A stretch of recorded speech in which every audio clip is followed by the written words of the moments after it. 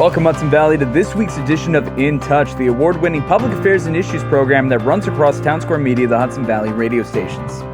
This week's guest is Awareness, Inc. Awareness was started by Marie Shultis 17 years ago. Awareness started as a mentoring program as a result of an underage drinking party. The program was started to change the culture of substance use for future generations. It was defined as a teen-initiated prevention program in Ulster County with adult guidance. It is aimed at giving middle school youth alternative activities provided by high school students who complete training created by Ulster County Mental Health Association to promote pro-social skills during recreational activities that constitute healthy alternatives to drug and alcohol use. The Awareness Alcohol program was formed in 2007 when teen mentors reached out to their peers that were involved in a fatal drunk driving car crash on prom night that took the life of a friend. In 2009, Awareness expanded to cover substance use. In the last 17 years, Awareness has worked diligently in the Hudson Valley to help save lives. They've won multiple Chronogrammy Awards for youth advocacy, including one for this year. This episode's a bit different from other episodes. Today, you're going to hear from many individuals speaking about their experience with Awareness. Marie Shultis will be popping in every once in a while, but the focus of this episode is the many voices that make up this program and give it life. There's a lot to get into, so we're just going to jump into all the clips.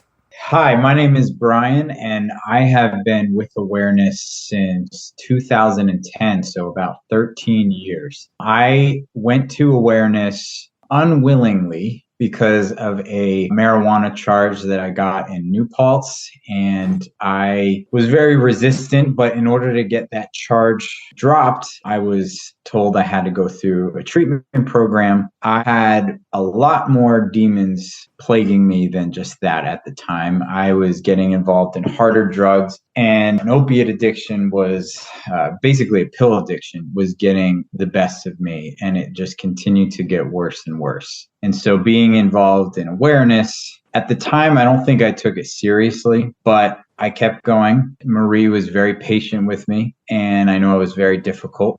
The amazing thing, though, about it was there were connections that I made because of a volunteer in Awareness. This guardian angel at the time started volunteering, and she was really pushing me to go to a rehab, a long-term rehab. And I was very resistant to it, but I knew I needed help. I knew I didn't have the self-control or the discipline to stop on my own, and things just kept getting worse and worse. The seed was planted, and when the time was right, when I was at my most broken and my most vulnerable, I remember reaching out actually one night. This was the night that it all changed. I just broke down in the bathroom weeping, and I called my mom and I told her just everything that I've been doing. And I asked for help, and she came right over to my friend's house where I was using that night. And I actually think I called Marie that night as well. It was very late, but I was very desperate. I felt like if I didn't make a decision to get help that night,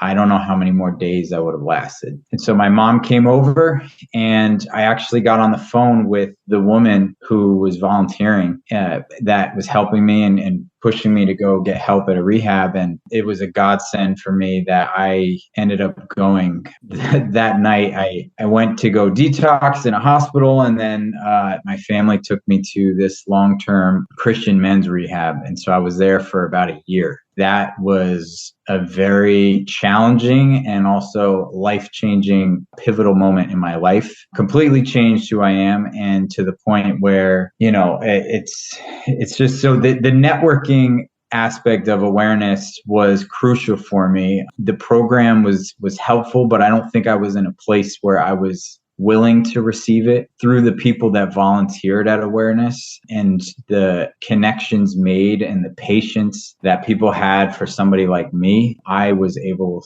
to come out of that dark pit. And since then, I've been volunteering throughout the years with Marie and trying to be that same exact support that I was receiving.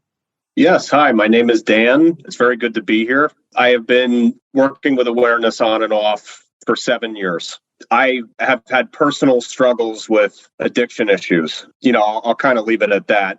But by way of that, and by way of people in the sober community I met Marie, and it was suggested that for my own development and my own health, it would be good to volunteer with something like this. So that's how I got introduced to the program, and I came in as a volunteer, not as a participant. I was a mentor, considered a mentor in the program. It's an 8-week program. It's a book that is self-directed. It's a self-directed program. Marie came up with the program, and it's a lot of building awareness around potential substance use issues. So the audience that we're dealing with are younger people, teenagers up to, people in their early 20s who may have had some brushes with the law due to drinking and driving or unlawful possession of marijuana, other drug and drinking related offenses.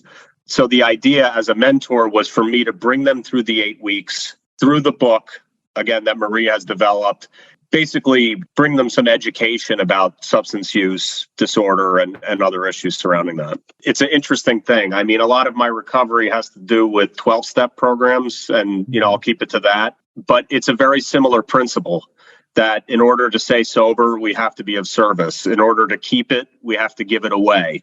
So that's something that I learned at Awareness that I can't tell you how it works, but I know that it does. When I volunteer my own time and try to be of service to people that are struggling with a similar issue, it helps me. I think there's a lot of stigma surrounding the issue with addiction. I think it's gotten better because of people like Marie, where this is not something that affects one group of people. It affects everyone. It's an equal opportunity type of situation, and you don't have to go through it alone. And I wish there was a program like this before I had my own struggles. There was nothing of its kind. And really, Marie is a pioneer that way. And I'm very much appreciate. I wouldn't be sober without Awareness. Bottom line. My name's Michael Angel. So I met Marie around 2019 when I was in college. I had gotten in trouble for possession of marijuana. So I was in court, and Marie was in the court, and they kind of just pulled me to the side when they called my name. I spoke with Marie, and, she made me aware of this program that she would put me in. It's 8 weeks, 1 hour. And so I went the first day, and I didn't really think anything of it. And so the first couple days,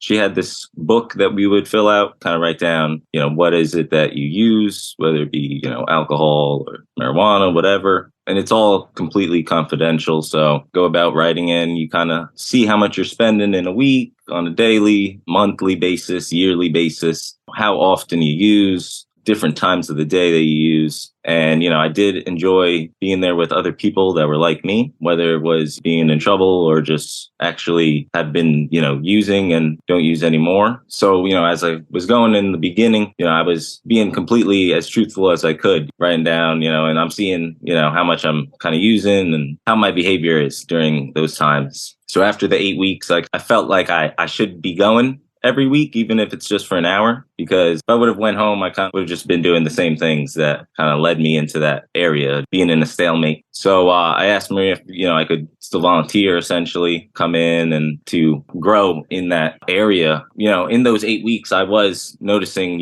my behavior is changing, using less. Yeah, so now it's been about 4 years, and, I don't really use anything at all. And, I still actively try to be a part with Marie and doing this and other kids that get into the program from the 8 weeks and everything. And it is kind of like a full circle of, being in this area where you see those same kids sort of in where you were at, in either using or just, their daily life of, how they kind of talk about it, especially with this area, the way I feel like I've been in different counties, whether it be Sullivan County, Orange County, Dutchess County, and that same scenario of living life in a stalemate, really, doing the same sort of things, whether it's using or just doing trouble, or so it's definitely something that I wanted to do, just to expand in the areas of people that are doing this kind of thing. I think in my opinion, for me, it was I came here more because I was so alone with the people I was with, but seeing people that, were actively trying to progress and did have a problem and addressed it and do want to try to progress in whatever it is that they're doing, whether it be, substance abuse or just, using as a recreation for the time being. But it all slowly, for everyone, I think, using in some sort of way leads you down into a lot more problems that, you don't really see when you first start doing things. And I was always with a lot of people that doing a lot more worse things than I was. So I didn't think I was doing anything really bad. And then as you kind of stay with these people, you see it tears you down and kind of leads you down, obviously, into that wrong road. You could either change before it or after it. And I think awareness really helped me to, not really fall too far.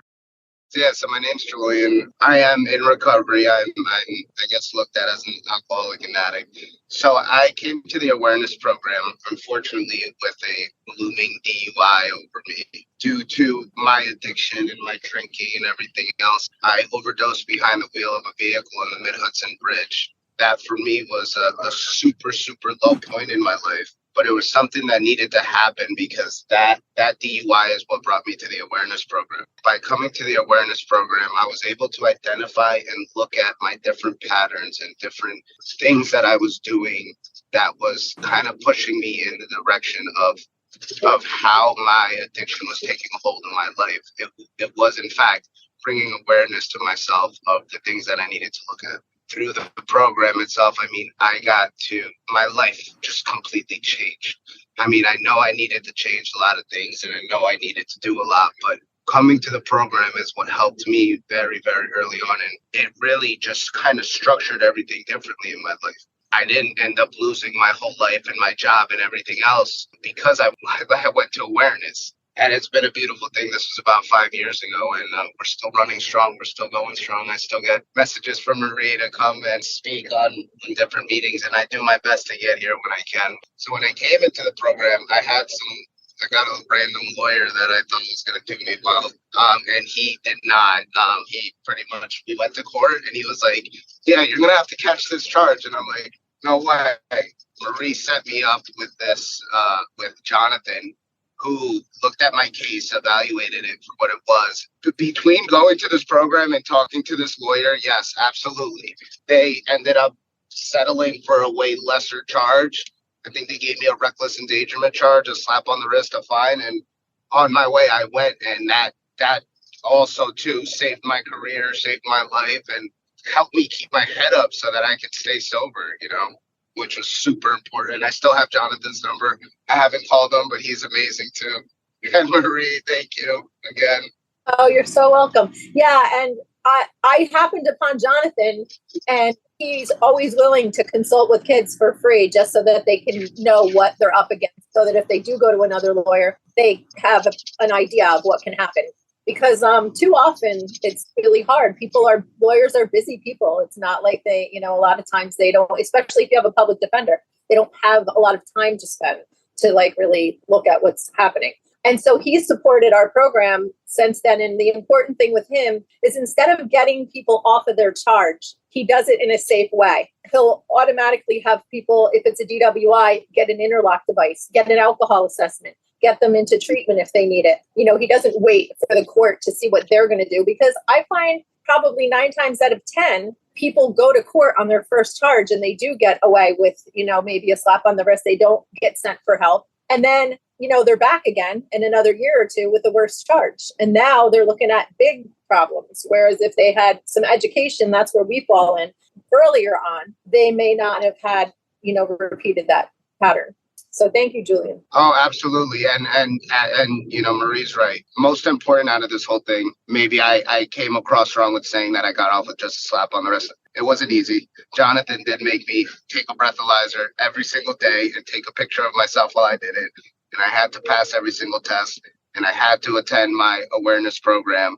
And all these things played a factor into, obviously, me getting a better outcome. But it was important that I took responsibility and did what I had to do to better myself and better my situation, which all came into play when we went to court. Yeah, and I think that's the thing with awareness. A lot of times kids are resistant, especially younger kids. If they're getting put in a treatment program, they don't want to be there. They don't want to be told what to do. And a lot of times then they get bad reports because they're being resistant. And, so by coming here, it gives them that opportunity to do good, because what they're doing each week is something that they actually like, and they don't feel like we tell them we're not here to tell you what to do right in the beginning. So that gives them that opportunity to do good. And then I can write a letter to the court about how great they're doing, and the things that they're accomplishing. and it's life changing. Hi, my name is Ariana Toledo, and I came across the awareness program back in 2016 when I was a sophomore at SUNY New Paltz. And that's where I met Marie Shultis, the director of the awareness program. I volunteered for the rest of my undergraduate career there as a peer leader. And it was amazing, learning experience of being able to help people who were around the same age that needed support, just become aware of, their substance use. And it was, very rewarding for me. And I would say that the program, get into the career that I'm in today of being a mental health counselor. So, yeah. My name is Matthias Lai. I am currently a rising junior at Fordham University, but I started volunteering with awareness as a high schooler. And right around a year or so before COVID, I kind of got to know Marie through just a presentation that she gave with awareness in a health class. And I was really drawn to the mission and the people in the program. And so I was on the kind of logistics side, planning events and writing letters to politicians and whatnot. And it was like a lot of experience, especially when COVID happened, everything transitioned online. That experience was really valuable for me in just learning how to work with the different types of people and sometimes things not going your way, but being resilient and pushing through it. And I think that has helped me a lot in my personal career, just having the awareness experience and being able to put that on my resume as a high schooler helped me get internships early on in college that a lot of, I think, my peers wouldn't have been able to have because they didn't have that same experience. Through it all, I've been just fascinated by Marie's dedication and tirelessness. So it's definitely inspired me to volunteer in other places in college and in the city as well. My name is Marie Shultis, and I joined awareness in my sophomore year at high school. That's been about 5 or so years now. And in that time, I've worked as a peer leader, and I've learned so much in that time of, what it's like to work with people who are going through things that it's not always drug abuse. A lot of times it's things that are going on at home. And a lot of times people just need a place to go and to talk about things that are going on and that are getting in the way of their everyday life. Things like the relationship between them and their parents and peer pressure and just the pressure of growing up and choosing a career path. And sometimes people just need a place to go to talk with their peers about things like that. And obviously we still do have the 8-week program, which is unique because, a lot of people have a hard time going and talking with an adult and getting talked at and not really having a back and forth dialogue with someone who has gone through the same thing in their peer group. And that's why the 8-week program is so special, because people feel the ability to open up with someone who isn't judging them, someone who's gone through the same thing around the same age as them. And that just creates like a completely different environment compared to a lot of other programs that just feel like the counselors are almost looking down on someone, and it really doesn't inspire them to change their action, but sometimes double down on their action because they just feel misunderstood. And so the strength of the 8-week program is that connection between people. It builds a very strong network. And some of the other people that you'll hear talk about it, that's what kept them going a lot of times. It's the people that they met through Marie and the bonds that they formed with them. And then full circle, the ability to give back to other people who are struggling. And it really creates a very strong network of people who just want to get better and help each other. And there's so many different avenues of awareness. Like I didn't join to go through the 8-week program, but I joined to learn how to work with people who are going through that. And I joined because of my friends, in case they ever got in trouble and they needed a resource like this. It's great for everyone involved, whether you're struggling or you want to help someone who's struggling or you need to volunteer. It benefits everyone involved. So I'm very grateful to be a part of it. I could say one thing about the style of how we run the book. A lot of people feel really hesitant to join a program like this, especially if they're struggling, because they don't like to be told what to do. That's a big thing. People like to be in control of their lives and not feel like they're being forced to change. They like to change of, their own decision. And that awareness gives you that choice. It allows you to track your use and your behavior with a peer for 8 weeks, right? The 8-week program. But ultimately, you decide what to do with the information that you get at the end of it. There's not that pressure. I mean, there's pressure that you put on yourself after it because you want to get better. But there's no pressure from the group to say, hey, you're wrong and you're bad for what you're doing and you need to stop. It's your own self-reflection that you get at the end of the program that, will ultimately make you want to get better. So even if you're starting from a place where you don't think that it's a problem and you don't want to be with people who are telling you to stop and that you're bad and you're wrong for smoking weed or whatever, it's not that kind of environment. It's a very open environment to just track, even if you don't think you have a problem, but you're curious to see, just to track. And at the end, and you figure out, it allows you to see the effect it's having on your life. But what you do with that information is totally up to you. Yeah, that's another thing. Because we're not treatment, we're education, we do not report anything that we see. Even if I am reporting to a court, I'm not going to tell them any details about what anybody says. And also our program is made using a clinical script that's evidence-based. So it would be for kids who were experimenting with drugs or alcohol. And what we did with the doctor's permission is piloted using that script. And that's what the kids read to each other. So the beginning actually of the script says, we're not here to tell you what to do. Only you can decide if you want to make a change. We're just here to help you look at it. Is that okay? And that's how it begins. And their defense is just a drop. And when they start to be able to look and talk to these amazing people, they all recognize something that they want to work on themselves with no pressure. We do goals at the end of each week, 3 different ones: life skill, project, and something about the behavior they want to work on. Even if they don't meet it, we're like, okay, that's fine. Do you want to try that again? Do you want to do something else? What were the barriers? So we're just about trying to make people feel good, because there's already enough in the world to make you feel, especially if you're in trouble with the law or you're, feeling like you're being judged by everybody. Like, this is a fresh start, really. Hello, my name is Scarlett Regis. I've been with Awareness, I think, since 2017 or 18. And in around, I'd say 2020, we started a program called Start with Hello, which was founded by the families affected by Sandy Hook. And their goal is just to prevent gun violence, especially within schools. So it's teaching young kids social skills and inclusion and positivity, diversity, all of that. So we've been meeting on Zoom, I'd say once a week, with a couple kids, and we play Minecraft and we play games. And there's an online program through Start with Hello that we've been using, just trying to teach them how to include people, reach out to people they wouldn't normally talk to in the efforts of minimizing violence. Marie got us registered as a Promise Club under the Sandy Hook organization.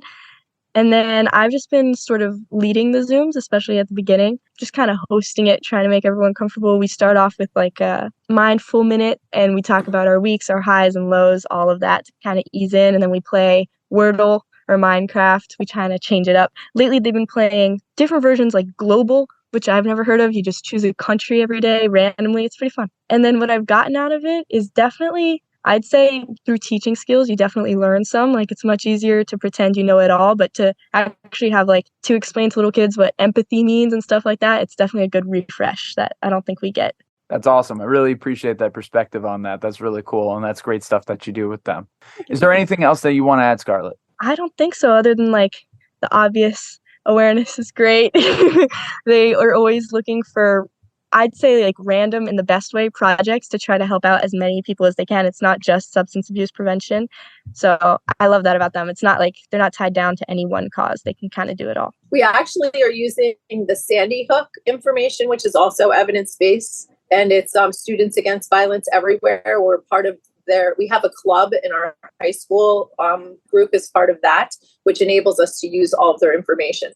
So when we started, back when Miles was in 2nd grade, we had them watch the information, the videos that they have, and it shows you how to reach out to someone, how to identify if they're lonely. on the playground, for instance, or if they're like reading a book and they're okay, and how to approach them. And it overlaps into online as well, and how to do the same thing. So what we do is we'll start out with a feelings. It's a weather feelings chart, and we go down and ask how everybody's feeling, and we go over the goals and the gratitudes and the roses and thorns. And then we do a little mini lesson based from the Sandy Hook and about empathy. And then they use the Minecraft to kind of incorporate what they're learning in that. And this has been a pilot program now for this time, trying to, just like our other programs, we teach the other kids who come in to be leaders. So it's not like ever top down, like everybody gets to be equal and empowered. So, so Miles, if you want to say any things that jump out for you that, if you felt that it helped you in any way in school, or, if you want to talk about how you play in the games. I think it helped me a little because I told my friends about it, and they did some of the stuff to their other friends. Very cool. What's it like when you guys hang out? It's kind of fun because we talk about the stuff that we had over the week. Oh, that's cool. Do you feel like it helps you be a better friend or a better student or a better family member? Probably be better of a family member. Probably caring and listening. Good to be a good family member for everybody around you. That's nice. Some of the stuff on Minecraft, what are some of the things that you guys build together and work on? We kind of build different stuff. We make mazes and towers and stuff. What about, tell them a little bit about all the flags and how you learned about those. Oh yeah, I know I'm learning about the countries of the world. Ooh, that's cool. And I know a lot of them. You want to list a few? From which continent? Give me a continent. Which continent have you been working on the most recently? What about I don't know, Asia? Maybe Asia. We have Afghanistan, Kazakhstan, China, and Mongolia. All right, we'll take it. That's pretty good. What about Africa? Have you gotten into Africa at all? I know some Africa, but not a lot. I know there's Chad, Liberia, Libya, and there's Angola, I think, South Africa, and Central African Republic. That's awesome, man. Honestly, that's probably a lot better than what a lot of adults would know. That's impressive. What do you do in the game with those? No, but didn't you create a whole bunch of flags in part of Minecraft? Oh, yeah. That was in the old one. Some of the things that have happened at school he's come on with that were kind of upsetting. And then he's able to talk through it with Ari and Taylor. And did you find that was helpful, Miles, when those times happened? Yeah. Oh, that's great. I'm glad that it's been able to be helpful. I want to give a big thank you to all of our guests today from Awareness Inc. As we wrap up this episode, I wanted to end on a few words from Brian, which I feel perfectly sum up the mission of Awareness as a whole. I think that right now, I think people need hope. The crucial thing that we're all facing right now, and our entire society is facing, is a sense of hopelessness. And I think that leads to trying to fill that hole with all kinds of ways to numb ourselves, to comfort ourselves. And if I can be a sense of hope to somebody, if I can instill that sense of hope, if this program and anything that it can provide can just bring hope, steer somebody away from monumental pitfalls, then we've done our job. I'm just hoping that people can rise up, help others out of this mess that we're in, and that we can just be one of many programs, one of many groups, one of many that would become an army to bring hope. And so that's our mission. That's our goal. We want to bring awareness, but we also want to bring hope. That's why I'm here. That's why Marie is here. And that's why awareness is standing tall. This has been this week's edition of In Touch, the award-winning public affairs and issues program that runs across Townsquare Media, the Hudson Valley radio stations. For more information on Awareness Inc., visit awarenessinc.org. You can reach out to Marie personally about awareness by calling or texting 845-417-1484. Of course, all links and information can be found in the description of this episode. I've been your host, Connor Walsh. Until next time, stay curious, keep an open mind, and as always, I'm glad we get to spend some time